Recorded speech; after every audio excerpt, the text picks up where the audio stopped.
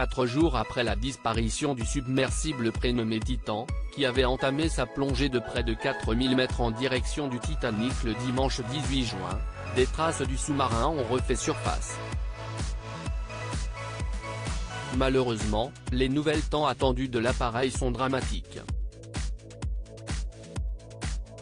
Un peu avant 21 h, la firme états-unienne a publié un communiqué par le biais de plusieurs médias internationaux, afin d'annoncer que les 5 membres de l'équipage, dont le Français expert du Titanic, Paul-Henri Narjolet, mais aussi Stockton Rush, Amy Charding, Shahzada Dawood et son fils Sulman Dawood avaient malheureusement disparu.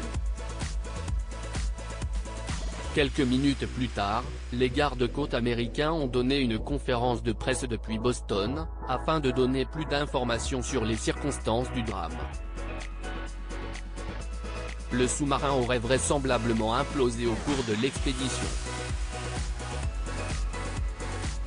C'est une journée très difficile pour nous tous et particulièrement pour les familles des disparus auxquelles nous adressons nos pensées, a confié John Moget, le chef des gardes-côtes américains.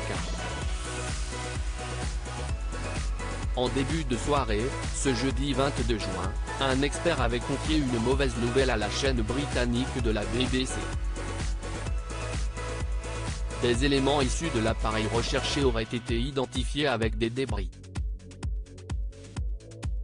Parmi ces derniers, se trouverait un cadre d'atterrissage, mais également un morceau de la partie arrière de l'engin conçu par la société américaine OceanGate, expliquait l'océanographe et ami de certains des passagers, David Myrne. Des problèmes de sécurité importants depuis dimanche, bateaux, plongeurs, robots et hélicoptères sillonnaient la zone du naufrage du Titanic, qui avait péri dans l'Atlantique Nord en 1912, à la recherche des explorateurs disparus. Mais qu'en était-il de la fiabilité de l'appareil, long d'à peine 6,5 mètres ? Dès 2018, des rapports révélés dans Le Figaro avaient souligné des problèmes de sécurité importants. Toujours d'après Le Quotidien, il avait notamment été noté que la construction de l'appareil ne pourrait supporter la pression de l'eau, jusqu'à 1300 mètres seulement.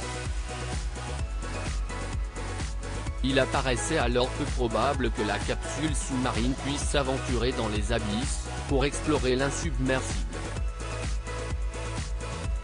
Article écrit en collaboration avec 6 médias. Crédit photo, OceanGate Expédition via Bestimage.